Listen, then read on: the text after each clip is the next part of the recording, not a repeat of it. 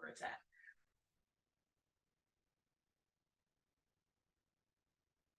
When I was 14 years old, I was raped and I was told that I can't tell anyone because those two gentlemen were valuable athletes in the community.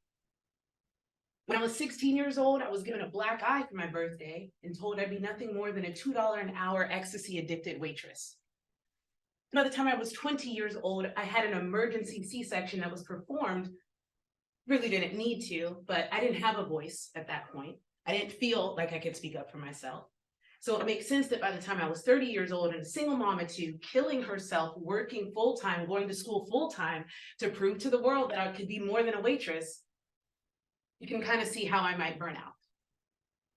I wish that this story was unique to me, but I can guarantee you that at least one of those incidents resonates with at least every woman in this room.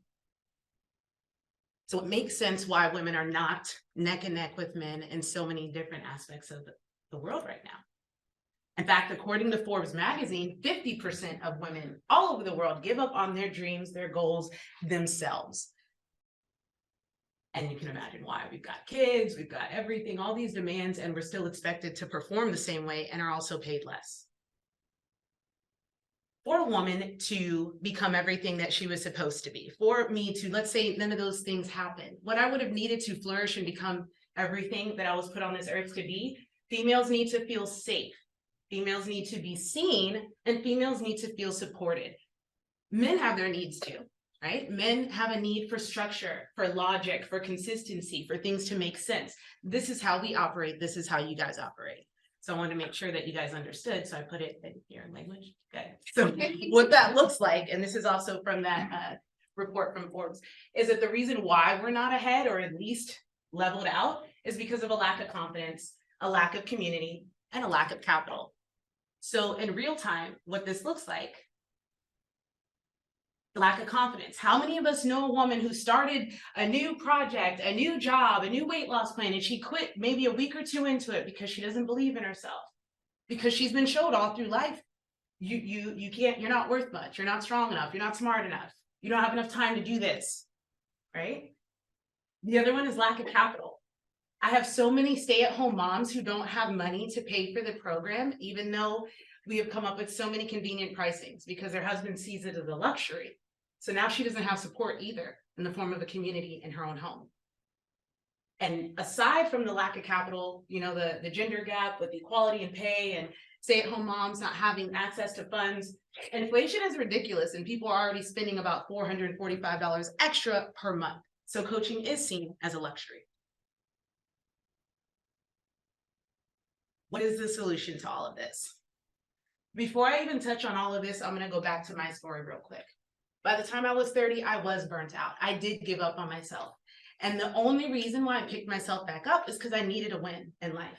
So I started going to the gym. And that coach started working with me. And as we were building physical strength, I started to remember who I was. I started to gain confidence. And when I lost that weight, I gained so much confidence, you couldn't tell me nothing. I was getting employee of the month at work now. I've got a parking spot with my name on it. And within 2 years, I had quit a job that was killing me inside and started my own coaching business. And what I noticed was that the same process was kind of happening with my clients. They'd come to me for fitness. We'd end up working as, they'd stay on with me as their life coach. And then they're like, well, dang, Bonnie, what's next? What's the next level for me? And I'm like, I don't know. What do you want to do? So then we start working on their passion projects and picking up the things that they didn't believe they'd have supported. No, I'm here to support you, babe. We got a community. Oh, I don't have money. We have so many resources we're connected to. Let us show you. And so many women are cut off from that community. And that's what we're providing. So we start with fitness because when you look good, you feel good. We start with the community because also representation matters. Seeing other women do what I did gives them hope that it's actually possible. And then of course, the capital. We're removing the barrier in all of the gatekeeping, which I'll talk more about in the next couple of slides. So this is what our client journey looks like, and I kind of just described it. Clients will come in with a low barrier entry. Some people come in at one-on-one. They have the money to do so, great.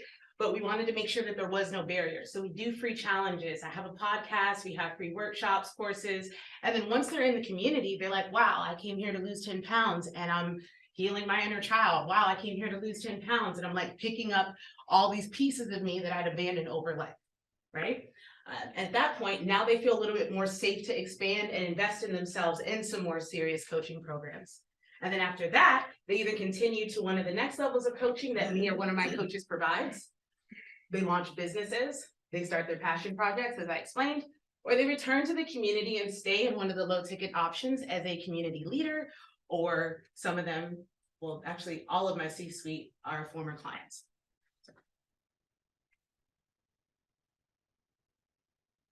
Right now, for everything that I described that we're providing for our community, this is what it looks like if you're not in the mind and body community. You want personal development, you got to have an app here. You got the personal development app, Growth Day. You want fitness, you have to have a fitness subscription. These are amazing as well, but all they provide is the fitness. You want to go deeper, you can choose either religious leaders or the super metaphysical leaders. And then of course you have like success motivation, entrepreneurial motivation, that sort of thing. But we have to go to all these different places to get the one thing that mind and body provides for women. And I wanted to throw this in here. There's a lot of resistance right now towards coaching as a whole, because in the last 2 years, we had a lot of opportunists enter the space. I lost 5 pounds, I'm a weight loss coach. I made $10,000, I'm a business coach. And they're overselling people like myself and women who are emptying out their savings account like, this is gonna change my life, getting very little access to these coaches. And once they've spent $5,000, $7,000 on these programs for 3 months, now they have no community and now they're also broke again. I don't feel very confident after that. The reason why I kept going is because I knew that this needed to be created. Everybody doesn't have that same drive going for them, and they shouldn't have to. Now, this is what we're currently working with. So mind and body kind of does look like those 4 things spread out everywhere. I have Kajabi, which is where I deliver the courses to the clients. We have Trainerize, which is an amazing fitness app where I'm able to track all kinds of daily habits and progress markers that only a true personal trainer would appreciate. This app is amazing. I love it. But it's one more thing I got to add to the client when they join. Then we have the Facebook community. So now they have 3 different places they have to go in order to be a part of the community and to get the resources. Not to mention, all the coaches have a podcast. So if they want to hear their coach now, they got to go on Spotify or go on iTunes, all these different places. So this is what we are working towards now. We have the community, we have the clients, we have proof of concept, we know that it works. I want to get this into one app. And the inspiration for this came from the very first fitness app that I used to train clients on. And the interface looked just like Facebook. And I was like, it was such an amazing tool to connect the clients. Like, I didn't know my coaches other clients, but every time I would complete a workout, everyone would know, and they'd give me a high five and cheer me on. Or anytime I do like a healthy habit or something like that. So what I'm suggesting is that, or what we're trying to create is an app that has all of those things in there, and that instead of a drama-filled, time-wasting app like Facebook, it would be used for women to come together and be encouraging each other as they're working on their habits and their goals. They'd be able to access their fitness stuff. They'd also be able to access the courses that I have. And then they'd also be able to access their coaches' podcasts and any other spiritual work we have going on. We have a lot going on. And so this is my team. As I mentioned, every single one of these ladies is a product of mind and body. And the one that touches my heart the most, I'm gonna try so hard not to cry, is Elida. Elida and I started working together when I was her in-person trainer at the gym. And COVID came, shut down all the gyms, and I still went to meet with her because I believed in her so much. And she was in a job that she hated that was killing her physically. She couldn't stand up for herself. She was getting taken advantage of. And she's like, I just want to be happy. And I just want to feel useful, like I can do something with my life. And that hit me so hard. Well, today, Elida is my CFO, and she also took a picture flying in the sky because she just got her pilot's license. This is what we do for women. So thank you so much for your time. This is Mind and Body.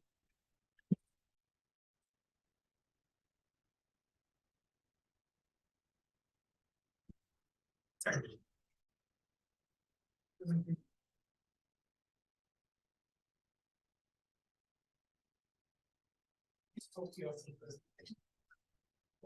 Okay. Similar, is trying to get into the similar career in data science, but having difficulty finding. My question is about the, did you, No. Yes, ma'am. What's the story behind the name of Embody? So one of the things that we teach women, how we teach them to step into their power, is actually teaching them to embrace their masculine energy. Because every human should have a little bit of each. Think of the yin yang sign. The black has a little bit of white, the white has a little bit of black. And so the way, you know how you always hear about toxic masculinity, right? Well, there's also toxic femininity too. All of the worst attributes of a female are very existent too. And it looks like being needy, it looks like being whiny, it looks like, oh, I don't feel like doing anything. I don't, like not believing in yourselves. And so I'm the tough love coach that's like, better get up and do that, junk girl, you got this. So the mind for me represents the masculine, the very logical, self-mastery aspect of a human, and the embodiment represents the femininity and the flow and being intuitive. And we want them to have both. And that's one of our like core pillars that we teach. Once you come in, we're immediately working on your mindset and using, like the reprogramming techniques to help them change their thought patterns. Thank you. I love that. It's also a play on words. It really is. Glad you got that. What's your next business challenge? What's the next stage here? Where's it going? So, clickety click. Right now, the biggest issue that we have is obviously the oversaturation on the market, because I grew my business before my team grew, and then I did a pivot to persevere last year when I realized that people were not spending the same. Like people were not as quick to dish out 3 and 5K for these programs because again, inflation. And so I was like, okay, let's create a membership. And so because we did that, obviously there's a huge dip in income. So paying for ads is getting more expensive, not to mention people are very resistant to coaches messaging them now because of the way how aggressive people were this past 2 years. So we're working on visibility, brand visibility. I speak, so any speaking opportunity would be phenomenal, whether it's a podcast, whether it's speaking at a high school, anything would be awesome. And I don't know how Crunch got up there, but Crunch was down here strategic partnering, because as of right now, that's the only company that we're actually partnered with. And they kind of don't give me a lot of publicity because they don't realize the scope of everything they do. And they just see Mind and Body Fitness. So they don't really promote my stuff. So that's lame. Oh, I think Sean was supposed to be referred. Want you to practice what you are preaching. You have amazing confidence, amazing presence. You don't need advertisement. You are the spokesperson. Word of mouth is the best advertisement. You should do something like this anywhere you can offer your things. Noted. I can help you out. Well, thank you, Sean. It's good to know because ads are aggravating. Okay. Rupert? Okay, so I echo what everybody's been saying, so I don't have to repeat it. I like the presentation. I was looking more also, though, I have questions with regard to some details, like, so this is a presentation about your business. What's your business model? You mentioned you went from a pay-as-you-go type of a thing to a subscription. What are the subscription rates? How many clients do you have, et cetera? Okay, so when we first started, we had a founder's rate of $50 a month for fitness only, but they obviously get way more than fitness. We raised it to $75 per month, and we tried to launch at the beginning of this year a $150 package that was a little bit more and just offered more value. Didn't go so it's staggering in, but it didn't like take off like a launch. Right now, total clients, we have 20, and it's a mix between subscriptions, one-on-one fitness coaching clients, and then one-on-one life coaching clients that I'm taking. Okay. A suggestion would be, is it 50 and 150? Well, there's no more 50, and 150 was something we were trying that we're not really advertising. So the membership is $75 per month. Okay. I know it's a detail, but I would move it to $74.99. Gotcha. Yeah, the numbering, or 97 even, like those numbers sit Well, better with people. That it's a value proposition, right? Okay. It's like, oh, it's less than $75, right? So that's one suggestion. The other one is we would need to have that up here, let us know. And let us know your growth and whatnot. I would have liked to have known a little bit more about the app and what you're trying to create. I mean, you went through it, and what So the first thing that I would do with regards to an app is find out who else is doing something similar. Right? All the words that I had up there are kind of like Growth Day. I'm not sure if you've heard of it. Mhm. Okay, yes, when I heard of that, I was like, oh my gosh, that's it, except it Right. doesn't do the fitness and it doesn't do this. But I was like, something along that, where people who are wanting personal growth, but specifically women. Okay, So theirs is not for women. There's one called Queen Warrior that is a fitness subscription, and I saw what they have. They have, you know, mindset coaching, and this is not, everybody said they do mindset coaching, Mhm. actually mindset. and So, another thing too is strategic partnering. So Spot Fitness app is somebody that I'm working with. And I strongly suggest that you talk with Yoni or Adam. And you know, see if you can do some sort of even cross collaborative marketing, right? Help each other out. Because you know what you offer is needed, it's necessary. That's why we have all those other things up there, which brings me to my next point. I'm sorry for it's okay. This is good stuff. I wouldn't use that quadrant for that, because you're just talking about the different ways that people are, you know, women are seeking advice and help and whatnot and guidance.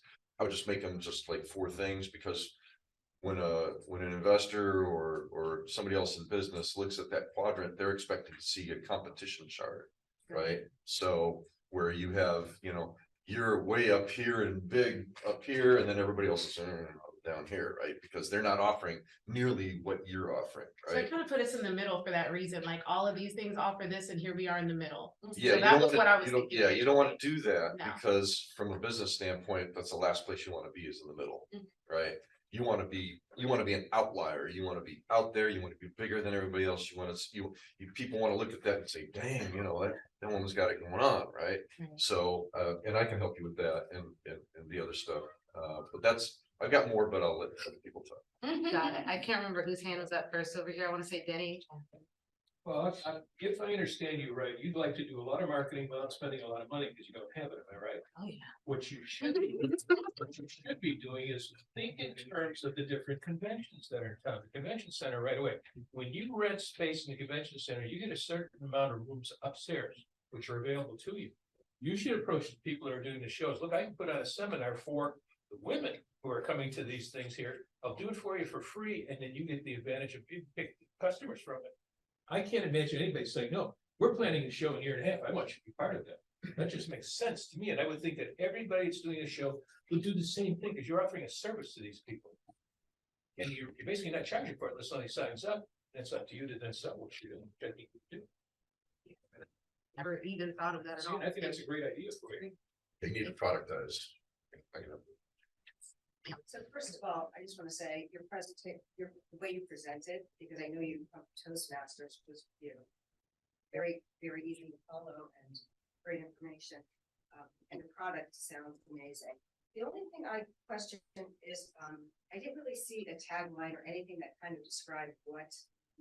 I think Because when it's you're so hard. rebranding, it could be very, very simply crafted into short. I think you need something that distinguishes you from every other person. Takes exactly what you do. Maybe around that male, feminine. And visually too. I had a logo that kind of had it like a meditating lady, and she had a barbell and a heart in one hand, and I loved it, but it didn't work moving forward. I was like, I don't, it's too basic, but I get what you're saying. Thank you so much for that. I saw research about psychology of sales, and it was popcorn at the movie theater, and how they had small and large, and everyone's like, large is ridiculous. Then they put in medium just under large. So it's like small, medium, and large. So your biggest package is so close to the medium that everyone's like, well, you know what? And everyone buys the big one. Nobody buys medium. People may buy small, but if you had 3 prices and the max is so much more than the medium, it's a no-brainer. That's how you get them to sell number 1. Biggest price. So put the prices up there. I really don't know whose hand was up first. Okay. So, I just want to commend you. Like in the strategic partnership area. So I'm part of a founding member and a board with Lydia House, which is an industry that, well, not really an industry, but what we do is we help women that have been abused, battered, prostituted, drug addict, and literally, it is amazing the change that you can see on these women when they come in to a year later, when they go out and they can focus on themselves and they can grow. And I know that there is not any type of, the exercise part and some of the other things that you're doing in there, that I think if there's other similar type of entities like Olivia House, that you could go in and partner and you can add great value out of that. And you could probably, now, in our case, the residents wouldn't pay for it, but the church probably. Because it's a church ministry that we provide everything for these women. Every medical, literally everything that they need, including housing. That's partnership, right? Yeah, so it's, it might be something to take a look at, something in that. And then something that Denny had mentioned, like yesterday, they had the small techno yesterday, something like that would be great for you, because they had speakers that were coming in. There was a woman there I happened to see when I walked out of a seminar that was talking about empowering women and some of the other things that they were doing. So yeah, stuff like that would be fantastic for you. It's just a different way to get your message out, and then figure out some way that you can provide like a free thank you gift for coming. Hey, here's a 30-day free trial to our app. Absolutely. Something like that. Thank you. For that, Bonnie. Do you have any video testimonials on your site? I have on the website, no, because the website is made by me. I don't make websites. Video, we have a ton of there's written testimonies on the fitness page, if you navigate on there, but on my social media is where all the video testimonials are. A ton of them, like their reels, their IGTV videos, their interviews, their podcast interviews. There's so many. 90% of the businesses fail because they're spending so much money on marketing and everything. Life, love, minute thing, they can't live without you is the way to go. You have to put yourself that they can't live without you. Because this is, that's zero marketing. Talk about that. Yes, sir. Yes, maybe I missed it, but what are your plans for scaling the business and how would you go about that? Because your presence, your enthusiasm, fantastic. Mhm. How do you replicate you and grow this into a bigger business? So when I started creating courses last year for that reason, last year I created a signature course that outlined my journey. It's called the Boss Life Blueprint. And the first module is all about the mindset shifts and the things that I did there. The second one is all about inner healing and doing inner child work, facing your shadow. And then the last few modules get a little metaphysical and spiritual. And I start talking about manifestation methods, because that's all that I talk about in my podcast, is all of those things. So creating the courses is one way. One of the ideas that I'm actually going to launch this March, God help me, is another vision board workshop and manifestation courses, because those go very well. And my goal is to do it for 4 days and then make a price available for women that can't afford the 4 days to just do the 1 day that does the vision board. But if you do the 4 days, then that pays for your first month of membership, not the fitness membership. I'm launching a separate membership. Separate membership for women that just want me, like people are like, I used to have Facebook groups where I went live all of the time and I was teaching all of the time and I got burnt out, and people admitted, like, we will pay for that. So I'm going to create a membership, and that's one of the ways that I plan to scale that aspect of it. And yeah, we're learning as we go. Final question. Actually, it's a suggestion, then a question. As your clients continue to progress and grow and develop, and go do amazing things themselves, start writing case studies. And especially like Rupert was talking about earlier in the board meeting, we've had a couple of large companies, billion-dollar companies start and come through 1 million cups, and we need to talk about that more. You could do the same thing with your clients. And this person was working at this particular job, and now she has her own company and she's doing this thing, or this person lost 150 pounds and now she's an ultra marathoner and blah, blah, blah. And you can say, I helped with this. And so I would do those kinds of testimonials. I didn't think I could fit them on. Like I was looking at, I'm like, what's most important, the story or? I just mean in general, in the future, those are things Oh. those are videos to have and do these like little 2-minute documentaries about this client did these things. So be thinking about that as you're working with people and they do more stuff. Make notes so you can call them in a year and say, you know, let's share your big story. And so then the final thing is, what can we as a community, what can the people in this room do for you? Well, all of the feedback that you gave was amazing because those are all things that I would not even know to think about. And that's literally what I'm trying to create for women. Like you don't know what you don't know until you have to do it. So personally, the best thing that I could ask for is speaking opportunities, because one of the big mission behind Mind and Body is to level the economic playing field for women, because once we feel better, we can be more confident, ask for raises, get better positions at jobs, start businesses.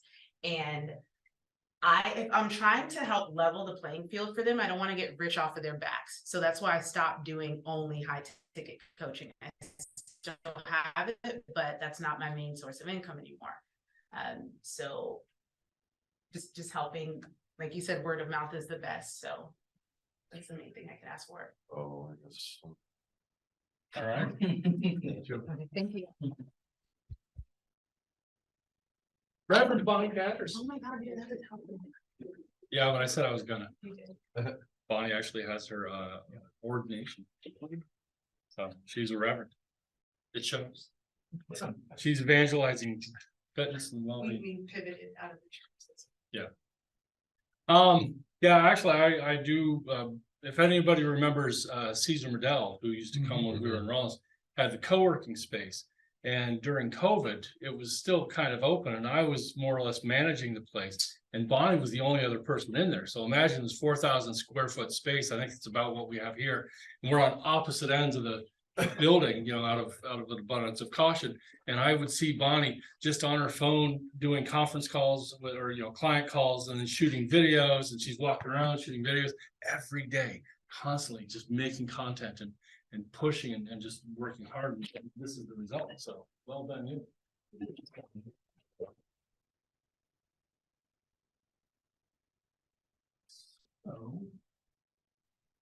Not everybody is that personal.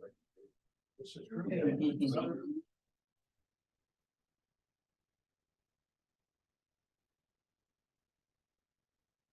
So since we have some time today, we occasionally do these discussion questions, and I'll ask things like, what's the thing keeping you up at night? Who do you need to meet?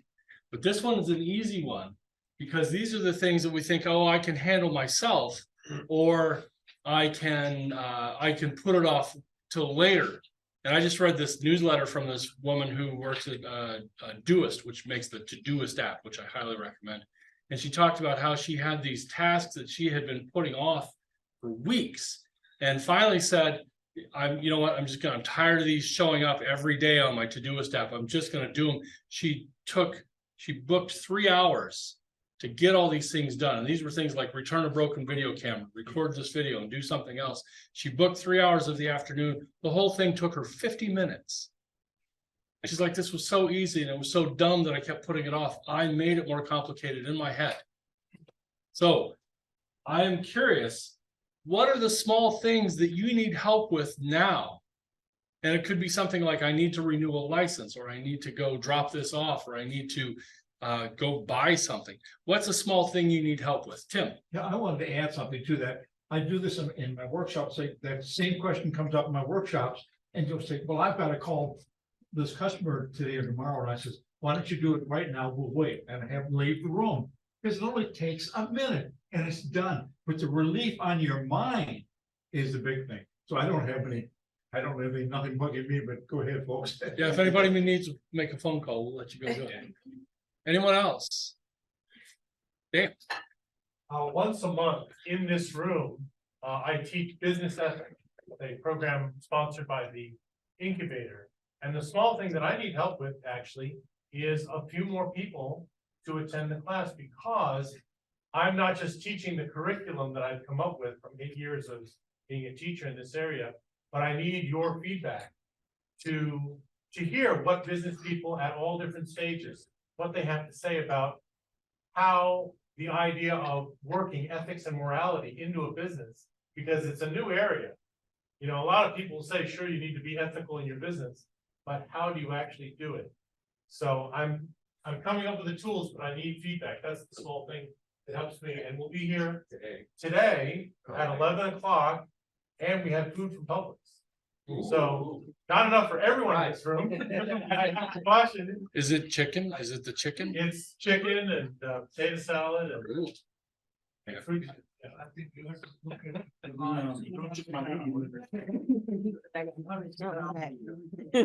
Actually, the subsidy. Ethics So weird. for top guys. What about startups? Startups that begging for money. You don't have any fun for anything else. So, some clients, you got to think about the big guys. Okay, what do we do a chamber of commerce meeting? Josh? To Sean's point, can you ethically beg for money? I mean, you be a startup begging for money, trying to get funding, but there's probably ethical ways to do it, in some ways that aren't ethical. Well, they don't have The startups that get money don't beg for it. That's. Anyone you're doing next month. It's not the next ticket. There was some fail with that. Yeah. Dreams like ethics is a thing you have to do. So I just want to bring it up because I also love ethics, but it is like what Sean is saying, a niche that is, so like, I work for this company and every year they make everyone take this ethics, like I gave it to them. I used to, and it was so much fun for me. I'm like, and I knew the difference between one thing that most people don't, but the point is, it's usually like the people at the top, they just make sure they don't get sued. So they'll do a business, it'll be like one class, 1 hour, the whole year. So, I mean, there has to be like an association or a group, maybe start with them and they'll, the HR people, to be honest, that's what I did. Human resources, they're the ones that are responsible and legal also. All you need is 250 companies doing that once a year and you're set for the year. Yeah. But then the whole purpose is just checking the box, is that even ethical to begin with? Well, So. there's also audit.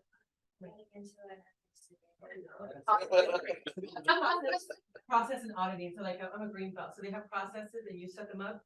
And you make, so it's more than, who's the guy that said it was 1 hour? Was that you? I can't remember, man. Whoever said that, you're right, that's why you have processes and auditing. Ethics starts at the top guys. Top guy dictates it, absolutely. Okay? Yeah. Look at what it took almost 60 years for Southwest Airlines. On that, let's say, the number one in the world. It took 1 day, the current CEO to screw it up. Mhm. And he didn't listen to anyone. Everybody's telling him, you didn't listen. It cost $800 million and you will never get that back. It starts at the top. Everybody watches it. You say something and do something, oh. So that's where it's, you should focus on the client. Are you appealing? Are you reaching out directly to like the CEOs of like mid-level companies or medium-sized companies and things like that? Right, every week I contact new companies, all different stages. Some are outside the incubator, some are incubator members. Right. And there's all different kinds of interest and interest levels. Some are just puzzled by it. Well, Sean brings up a good point, though, that, you know, the larger companies are the ones that are now being, through peer pressure, for lack of a better term, you know, and compelled to consider business ethics and things like that. And I'm thinking, because I know other people that do teach business ethics, or I know of other people that teach business ethics, but they're 3 days a week, they're in a corporate like boardroom type setting and getting paid big bucks to talk about that stuff. And I don't think they're any more qualified than you are. So, you know, that's what I would be focusing. Have you ever talked to Congress? That might. They need to learn some ethics. Oh, sorry. It would take 6 months for them to come up with a decision. Danny and then Sean. takes a lifetime to earn a reputation, you can blow it in 5 minutes. Now, if you were a Rotarian, you wouldn't have a problem with this, because we have the 4-way test. That's right. 24 words, is it the truth, is it fair to all concerned? Will it build goodwill and better friendships, will it be beneficial to all concerned? If you keep that in mind, you'll stay on the straight and narrow, that's all you need to know about business ethics. Shauna and Susan. So I need help if you guys would. I officially have a website now. And so if you guys ever want to look at johnwascalling.com and just kind of please give me your feedback, because again, thanks to GoDaddy, it looks kind of presentable, but I know I'm probably missing a million things. So like, what do you want to see on it? I would greatly appreciate that. johnwascalling.com. GoDaddy. No, I understand. I mean, Oh, that was my question. That's It's got WordPress. She doesn't know. Okay. Builder. It's like Wix. Yeah. PHAR. BHAR. R-S. All. Yeah. And then through there, you can just contact me and then tell me all your feedback or call me. I don't care, but I would greatly appreciate that, guys. Thank you. Do you have a smoke creature that comes out if you mess up, you know? Yeah, it like goes, All right, Susan and then Peter. I just want to add one more thing on to Dan's. I came from a corporate world and compliance training is all video. Maybe that's a better path for you to create a video, because nothing is done very few are done one-on-one, but compliance training is all, it's very serious, but it's definitely done. Thank you, Susan. Yeah, that's a good All right. idea. Peter and Amita.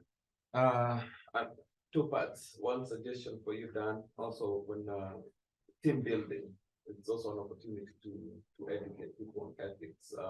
Companies that are going through branding, they're coming up with their mission and vision. So that's a good opportunity too. Then for my ask, we sell coffee. A lot of people don't get to try the coffee if they're buying it online.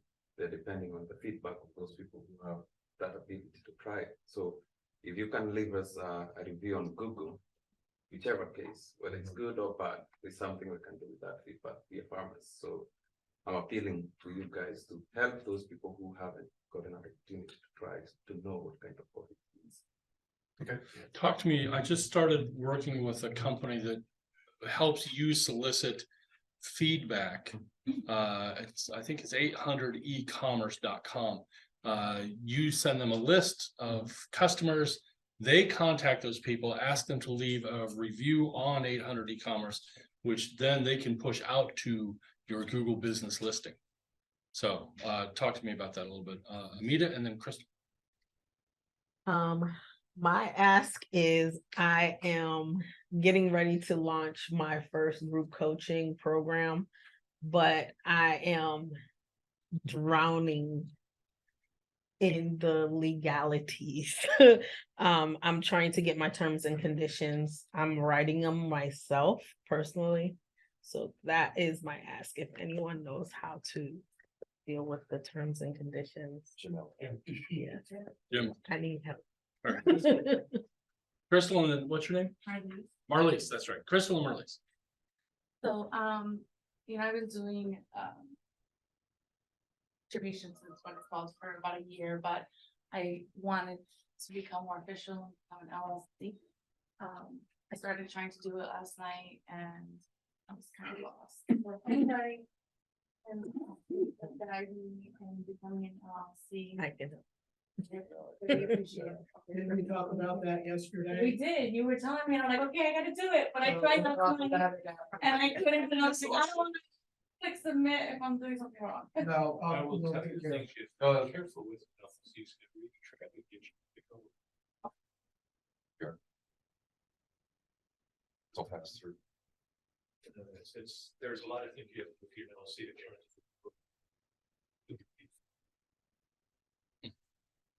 Marlise and then Bob. And mine is not a small ask, it's like a big thing that I'm working on right now. And it's, I built an MVP already, but then, so I have something, to show or to send, to client or potential clients, but I'm having a hard time, I guess, getting people to pay for it. So I keep telling them, like, people are interested when I tell them, oh, you know, I'm looking for beta testers. You know, it's free for now because, you know, I need like feedback, you know, feedback about the product. But then after that, it's kind of like, I don't know what to do about, you know, the beta testing. I don't know how much, you know, how long, you know, it should go. And but I guess the basic question is just how do I get at least, you know, one person to pay for what I built, you know, to kind of like validate, you know, that's something that more people would be willing. Well, you should make it, in the beginning, you should let people know that this is gonna be a beta for this long. So, because a lot of people want to be involved in the data development, things like that, so you need to give them that urgency. Okay, so they need to say, no, oh crap, we only have 3 months and it's only a month left, so, you know, let's do it. So that's one thing. And as far as getting people to pay for it, I mean, you let them know up front that at the end of this beta period, you're gonna have to start paying for it. But you set the period to be as long as you believe you need based on the tools that you set up and the processes to collect the relevant data, you know, like your key performance indicators and things like that. Set it up to be at least as long as that. I usually add another month worth. So yeah, so and I can give you tons of other ideas. Everything you said, and also betas aren't free, so you don't have to charge money. But you gotta let them know upfront that what you expect in return is it a video testimonial. In fact, that's what I would recommend, because those are powerful. Yeah, that's testimonials. If you ask the right questions, you can get great content that you website on the app. And so this way, because also you don't give away something for free because people don't value it. Right. If they know, okay, this isn't free, it's not costing me cash, but you know, I've got to do something, I got to expend some energy. Then people are going to value it, you're going to get what you're looking for. And Sometimes you get that first thing. Once you find a problem, there's a big problem. The very first thing is a customer discovery. Customer is the one who builds your MVP, not you. Through them you build it, and through them you decide the value. They think the value, they will pay for it. Or you don't give anything free. That's how we do. That's a customer discovery process. Then you have to go to investor discovery process. That's how we build a business. It's very simple. You just have to ask the right questions. Yes. Every time you give something free, the brain goes straight to what's the catch. You know, so you need to be clear about that, and also remember that once you get something, your brain it's attached to something that you buy. So if you ask something small in return, it won't be a problem. If you ask something huge, like you need to sign up right after, just like you said, it's the way that you convey your message. But also when you give something, you always get something back. That's the process inside of it. Have you really defined the pricing model? How much their riches are? Yes, I do have that, but I've had some issues with, let's say, like formalizing, you know, like the beta agreement, for example. I haven't had them, you know, sign, you know, anything, which is been more, you know, kind of an informal process, you know, like you do this and you try, you know, the leads. The thing is that it's something that they can make money off of, so because it's like real estate leads, right? Like they get a deal and they close the contract. So right now I have no way, you know, of enforcing, you know, that. So I'm kind of like, it's trusting and they, you know, in a kind of an honor system, you know, okay, I'm gonna give you this and hoping that you know, maybe, you know, make a deal out of this that you like, you know, the leads and then you come back, you know, for more and pay for it. So that's kind of, but then, yeah, I really need to like formalize this. I can't really like hope, you know, that if they get a deal, I cannot like guarantee because in real estate you never know. So I still need to. Hope and wish are not strategies. You have to go to customer discovery. You make about 10 customers, that's all I need. Really they want and use them to build the one customer at a time. That's how we build our MVP. Otherwise, you're going to catch up later on. And they will decide the value and they will pay for it. They can't live without it. They will pay for it. That's how it should be done. Otherwise, it's going to be trouble. That's why 90% fail. All right, Bob, and then do we have anybody on Zoom who has a question? Thank you. Oh, Sorry, good. you know, it's a long thing. Oh, yeah, we got those people. Bob, and if anybody on Zoom has a question, You were next. So Bob, what do you got? Mine's simple. I ask that you all have a wonderful week. Oh, that was my We final need some help word. with that. There might be somebody. All right, anybody on Zoom?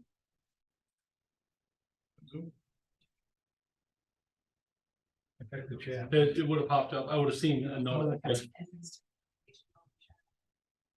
Oh, that was past. Nobody raising their hand? Oh, I know Sheila's got some stuff. Sheila's always got good stuff for us. All right, next week, we are gonna hear from Jennifer Fry of Appreciated Assets. Which it turns out is not going, oh, that's a nice asset. It's something different. So, we are also looking for a second speaker, so if anybody would like to give a presentation, still looking at you, PJ. You can do that. And we'll talk about how to get in there. You'll work with Josh, but we'll hopefully have you up there. If you are on Zoom, download the chat. If you are here and you want a copy of it, email me at eric.deckers@gmail.com. It's ERIK. Join us on meetup.com if you haven't already, and connect with somebody you met here today. Have coffee, have lunch, have a phone call, do something so you get to know each other. Let's build the community and make 1 Million Cups one of the biggest entrepreneurial organizations in Central Florida. So thank you very much, and we will see you all next week.